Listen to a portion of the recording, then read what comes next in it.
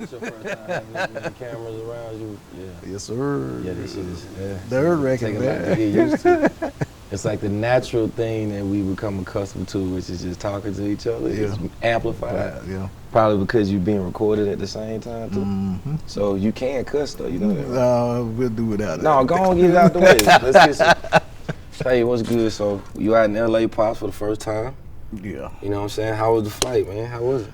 It was good till leaving Meridian, got to Texas, and ran into a mechanical problems on the plane. Yeah. And then after that, we got on another plane. Yeah. And we ran into more problems, so I finally got here. Hey, man, you know, but you here, and the crazy thing is I done flew all these years. I still hate flying. Oh, like it's something about being out of control, and then not knowing what the pilots is talking about. And everybody else is mad calm, and I'm freaking out trying to hold it all in. Right. And you touched down, wasn't even tripping, wasn't even no food in the fridge, because we was gone to the studio. You know what I'm saying? I appreciate you for being understanding from that magnitude. But it's really dope to have you out here, man. I feel like I've went through a lot of transitions in my career, and I've been out here a number of times, but this is probably the first time where I'm as happy as I am in my space. And for you to be able to come out and see how we moving around, I'm grateful. You know I'm happy to be here, and you know, we get a chance to go around and look, see some more of the scenery, man. Oh yeah, I mean, just for the start of it all, I mean, you've seen me in my career from the very beginning, back when the beats wasn't jamming. You know what I'm saying? Yeah, because I remember the MTV generator, man. Generator. But like I said, you were very persistent with that, though. Yeah. You know, as much as because I was your biggest critic, man. And you persisted, you know, and you kept at it until you finally got, you mastered that, pretty much mastered that, man. Man, thank you. There was one particular beat that I remember out of all the beats I had made. It was called Chinatown. Oh, yeah, I love that. I love that beat, man. That was the only beat that you tell me, hey, Jay, run that back. You know what I'm saying? Yeah. And that was the first time I was like, oh, I might be on to something.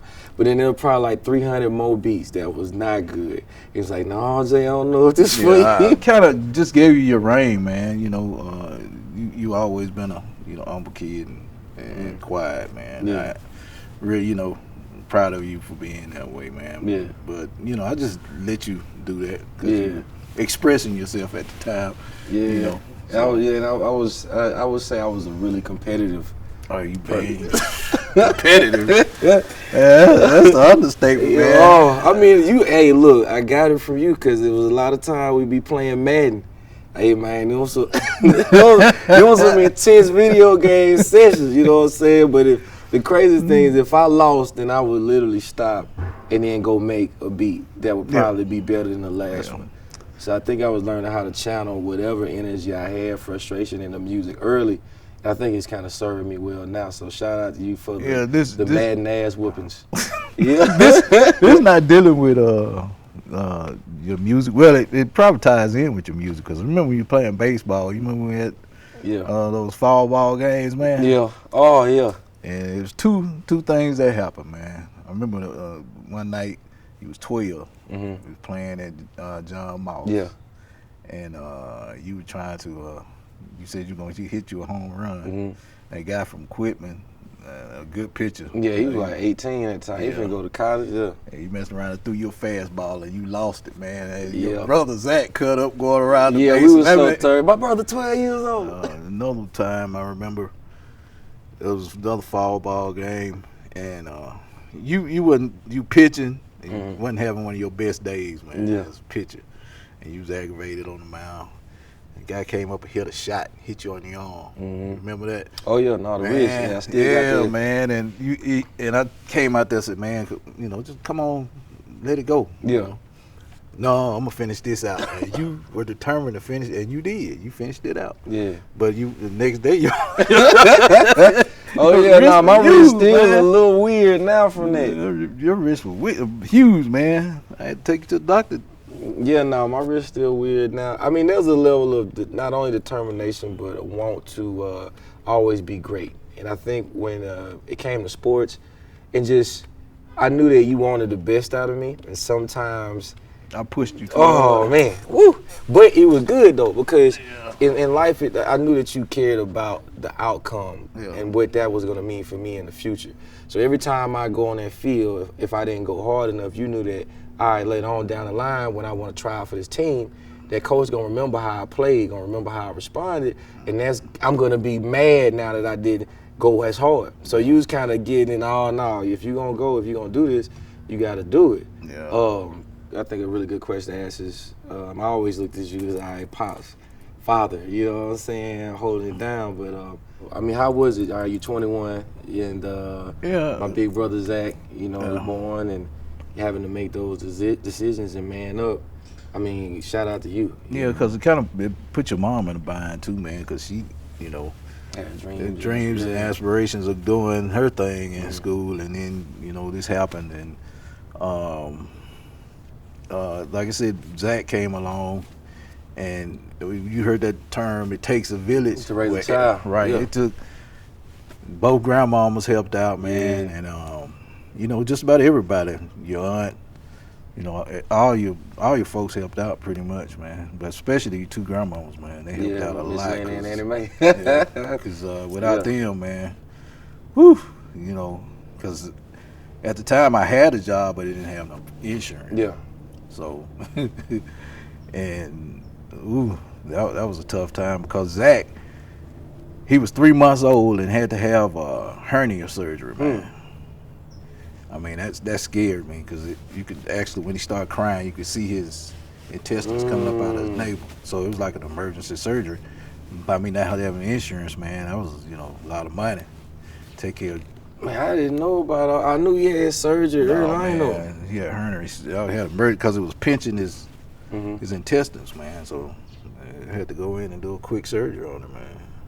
Man, well, you know, he made it out. Yeah, I made it with the Lord and, you know, family, man. You know. Yeah, grew up to be the kind of big brother that make me go hard, you know what I'm saying? Straight up, you know. And then I come along, you know, you 23. What was going through your mind to find out that you have your second child, you know? I was happy, but then, you know, I had to go to another. I had to go to another level. You know how you got one situation taken care of, and then something else you had to go. Now you got to figure out how you can go to another level, really take care of. Yeah. So elevate the situation, man. But I mean, you know, I was happy. Yeah. You know, happy to have you guys. You know, and it worked out fine, man. But I was mentally old. I felt mentally old. You know what I'm saying? You've been through so much already. You know, and you know, I ways and is my son gonna be good? Yeah. You know, after this surgery, and you know, this is just a baby, man. I got used to seeing him, having him there, holding him. You know? So with Zach, I didn't get a chance to go in the delivery room. Okay. With you, I got a chance to go, and I commend your mom because she didn't want no painkillers. Yeah. And you know, they were trying to give her stuff, and she wouldn't take anything. Yeah. Man. She bared the pain, and you know, I commend her on that, man. That was something I do. Yeah. But you came out, man, and I was nervous because you wasn't crying. Yeah. So they cleared your passage, with, you know, your mouth out, and you still wasn't crying. So the doctor hit you, and you finally kind of cried a little bit. But the whole time I had and took you out, it was like you was looking and you were staring at the world, man. Like, you know, I'm gonna do big things, man. Hey, you know, and so I kind of see you at that level now. You know, you're very quiet, you know, but you know, it look like you're hungry, man. Yeah. Looking back on, you know, how I viewed you when you were 32 years old and what you were going through. And me now being 32 years old and the headspace that I'm in, I can definitely say that me seeing a lot of your perseverance, or maybe a lot of the times that you didn't panic when there was maybe a need to panic, either from a financial situation, an emotional situation. Man, I commend you for that. I think I called you last year around the time I was moving around with Forever's a Mighty Long Time, and I apologized to some degree and was like, man, I had no idea what you may have been going through emotionally, even mentally, and how you may have been in a position to not always be able to express yourself or know how to express yourself and then have to work. I feel like I'm definitely blessed to be able to do that through music, to have the kind of insight now to know, like, all right, I'm going through this, let me talk about it. Yeah. But there had to be a large amount of strength, man, to be able to maneuver through what we wanted, our expectations as children. Yeah. Like, yo, I need that, can I get that, why I can't have that? And you having to be like, in due time, even though you know I gotta pay this bill, I can't do that for you right now. You don't understand, like, me feeding you, you know, is better suited than you having this starter jacket. And when I get you this starter jacket, it might not be the one you want, but at least you ain't cold, you know? Yeah. You kind of going through a rebellious type stage. It wasn't a real bad one. But, you know, you were doing stuff that I didn't know. You kept it hid real well, man. But you know, you were doing your performances, and I was proud of you doing that, you know. But then, you know, people come back, man, your son cut up in the club, huh? In the club. Oh yeah, we were freestyle battling a lot, and that was the thing. So we freestyle, and we'd have the beats, and some of them I had produced, and some other producers. And we go freestyle the songs. There was no prepared word. All we had was the hook. And Big Santiago at the time, K.R.I.T, which is obviously the homie, the friend. Yeah, me and Son would be in the club performing. I got paid a few times, man. And it was, I knew I had no business there. Cause it was just like, man, like what? But it was fun, and then I was so young that people really took to the fact that I could hold my own, and then once I get up there and I'm going off, you know, and then I come home just as quiet as I can be. Wouldn't know nothing, man. Get over there in that computer in your little corner, and wouldn't say a word.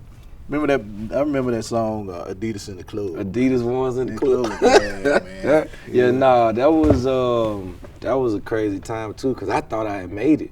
That was the first time we was on the radio, and I was working at City Trends at the time. And I forgot the artist that came through and performed at the Westler. And I went and got this crazy LRG outfit. And it was because it was J.O. was another artist that was on the record. And that was the first time I had, like, literally the girls were screaming, because I think they thought we was from Atlanta with the artist. They didn't realize I lived right across the street. And I'm doing this song that's on the radio. And that was the first time girls trying to take pictures with me, and people taking their shoes off. They take the whatever, they had Adidas on or one, they'd take their shoes off at the Westler. And it was crazy. So we was like, man, we out of here. We on. And then fast forward so many years later. Like I said, you kept a lot of stuff from me, man, because I didn't know exactly what you were going through while you was up in Atlanta, man. You was very quiet. That kind of got me discouraged a lot with the rapping situation, man. Because you know, you were going to school to be an architect. And at the time I was thinking, man, well, maybe you need to come back and become an architect, man. School, I realized school wasn't necessarily for me at a point. Because I was selling the mixtapes at school. And you know, it wasn't Justin Scott no more when we was out. People was calling me K.R.I.T, you know. And then that in itself was like, oh, I got something here. You know, but Atlanta, I didn't want to bother y'all. That was the first thing. And then I knew if I worked hard enough that I could get it, you know. And I would sell beats here and there. I was a mix engineer for whoever would let me mix. I'm talking about hours on end. Like I record a whole mixtape and then mix it the next day. And people would be around. A lot of times the environment wasn't the best. But it taught me how to be in my space no matter what. That was a charm. Yeah, that made it happen. I remember literally the day that everything kind of changed, I was once again walking, phone did, and I was so tempted to call you like, hey man, my phone off, you know, hit your cell phone, like my phone's off, you know, I kind of need help on this bill, because I could receive phone calls, but I couldn't send out. And I remember literally walking with a box of ramen noodles, and hitting you and telling you like, yo, this cat named Johnny Shites want me to come to New York, you know, because he heard the music and everything. And then from that point, things started to shift a little bit. That's when I started to move a little more. Then KRITIZHERE comes out, and then Def Jam, and then it's this world that opens up. Then I got Shipes, I got Steve-O from GFC at the crib in Meridian, Mississippi. That was a different experience for me. Yeah, and I got creative control, and we shooting this video in a hotel room, and that was one of your first debuts. Yeah. And Another world, man. Quick question: at that moment, did you feel like it was real then for me, or it was still like still kind of like I hope this? I felt that it was coming along because I had got a phone call from Johnny. Yeah. He called me, told me, man, I'm gonna work with your son and give me so much time, and I'll have your son. Well, he done signed with a major label. Yeah. Which he turned around and that happened. Yeah. So I felt like it was turning around, especially when you did your first video. I mean, that was something you had never done a video. Yeah, I never, and it showed. And I just look back on that stuff, man, and to think about how far it's gotten here, and to know that it was a lot going on in between all that. Mm-hmm. I went through a lot with Def Jam and a lot with the industry, and literally being the way that I am, and having to deal with a lot of how fast everything was moving and how it was affecting me emotionally. And then I'd come home, because obviously I missed y'all, and it would be like I was able to decompress. Mm-hmm. But those drives, either going back or coming to the crib in the 4.5-hour drives, we'd be on the phone, I'd call you for advice. Mm-hmm. And it's almost like I needed to be reminded that the confidence that I used to have was still there. I needed you to be this positive force when all I had was these negative thoughts and views of what I was doing. There was so much positivity there. And you would never fall into me, and when I was like, man, they was talking about this song, was like, well, maybe if you do it like this. Yeah, I remember one of our conversations, man. It was during the time when Live from the Underground came out, which I thought was a good album, man. Thank you. I mean, hey, thank you. It was a real good album, but the response wasn't like you wanted it to be. Yeah. And the critics were kind of hard on it. Yeah. But you had a lot of people that I thought was a real good album. Yeah. Like I did, But you called me, man. You was upset. I'm thinking about giving it up, man. I'm tired of this. And I said, man, look, you got further than just about anybody I know as far as in the rap game, man. And from what you learned and what you came through, man. And I see it as a good album. Don't give up on your dreams, man, because you given the opportunity for a reason. So. Yeah, I remember that.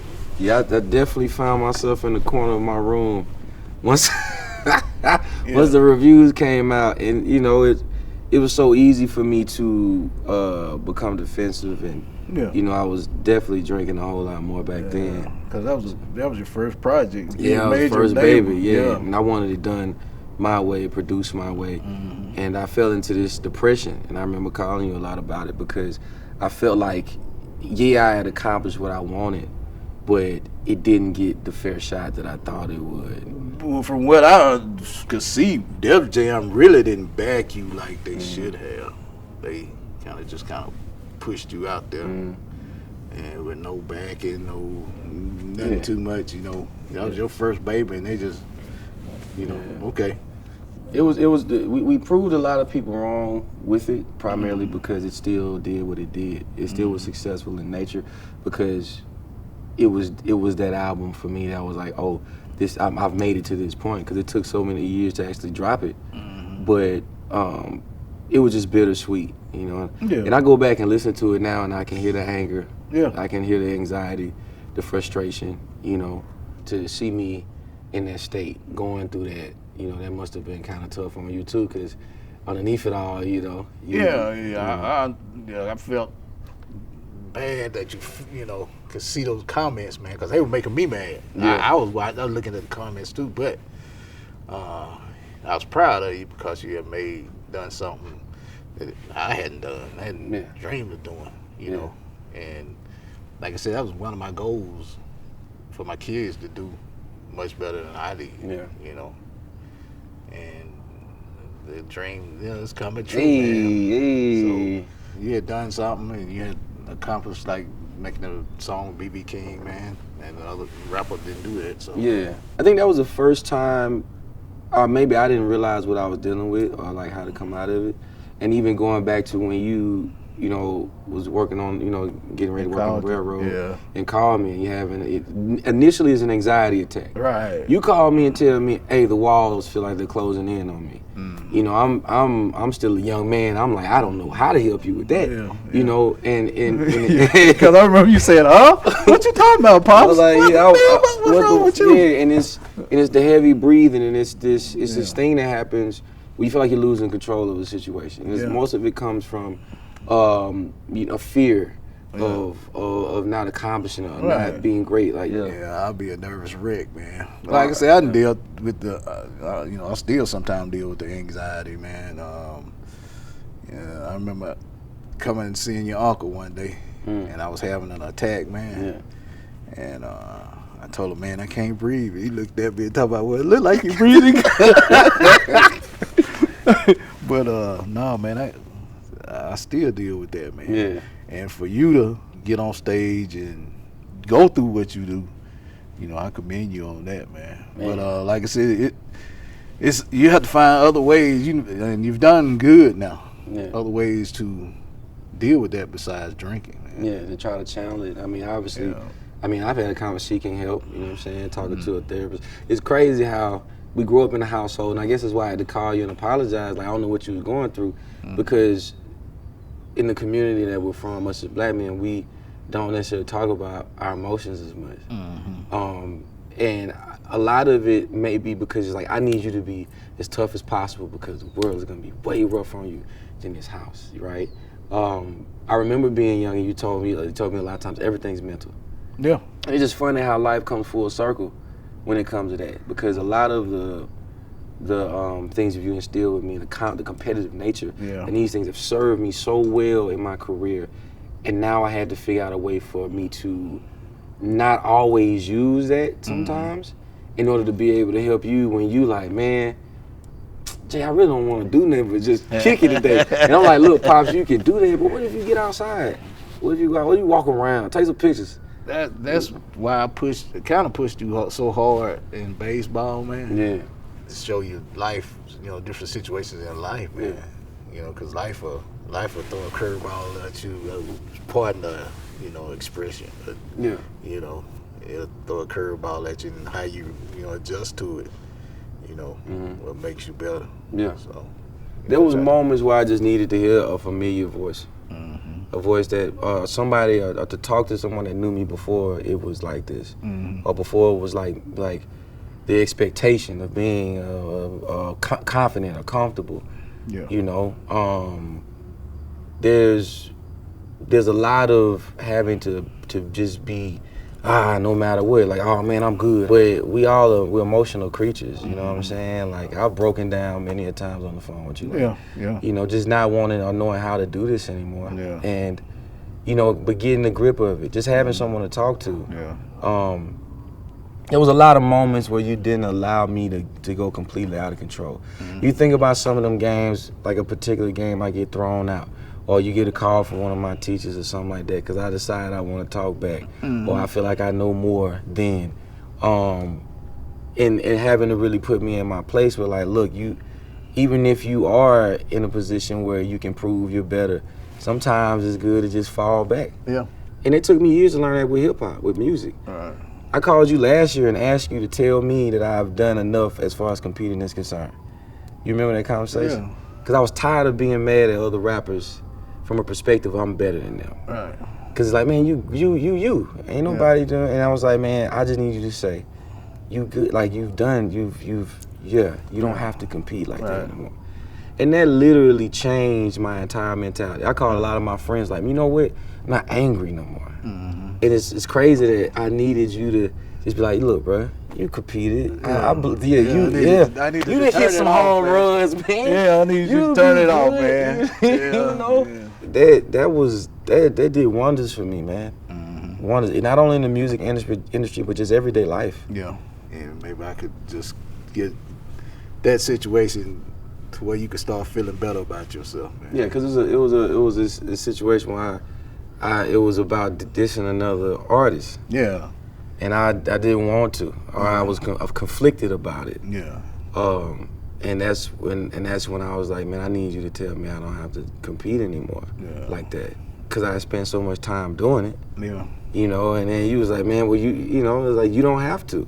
Like, if you don't, man, you know what, you know, you don't have to do it like that. Are you happy? It's like, yeah, I'm happy. Like, and so it was like the greatest relief to know that it was like hitting the home run and you knowing I could hit the ball that far. And like, you know what, you ain't got to hit no more home runs. If you just Tony Gwynn it from here on out, man. You got the best batting average in the league. I'm comfortable with that, right? Yeah.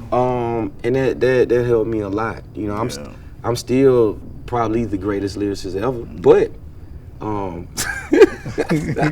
but you know what I'm saying, I'm good with where I stand in my mind and the king that I am, man. And it's now I cheer people on instead of wanting their spot or whatever. Yeah. Like, I get excited to see somebody else winning. Right. Because I don't know what they went through to make it the way you, same with you. Exactly. At this point, I'd probably be kind of lazy, you know what I'm saying? Yeah. But you still pushing hard to make, something that people can relate to, All right, well, I mean, I ain't got you that house I'm supposed to get you. Yeah. I ain't got mom that house I'm supposed to get her. I ain't got you that car or mom that car. You know, I say this all the time. My first album didn't go platinum. Mm-hmm. For me and the work and how I work and what I work for, it's like it's so much more to do and more time what that's gonna be and what that's gonna mean for everyone. And so my grind isn't over, Yeah. And until I acquire and can accomplish some of these goals I set out, well, for now it's work time, man. Yeah, because a lot of people ask me, man, your son BIGKRIT, man. Man, I be asking him to, this and that. But that's not in me. I feel like I'm happy where you at because you made it, man. Yeah. And that makes me feel good, I'm not expecting anything from you. You done what I've expected you to do, Yeah. You've made it, and that makes me proud and feel good. For me, it's exciting to even have you here and to and to see how this works and this be a totally different part of what I normally do when it comes to this music, to start involving the people around me more than I ever have. Yeah. I mean, how does it feel for you to actually just be kicking it here? I mean, obviously we record and we doing that, but the experience in itself, like, how does it feel? It's a relaxing feeling, man. I mean, just to make it come out here. I mean, I never thought I'd come to LA, Man, it's a blessing. I'm grateful.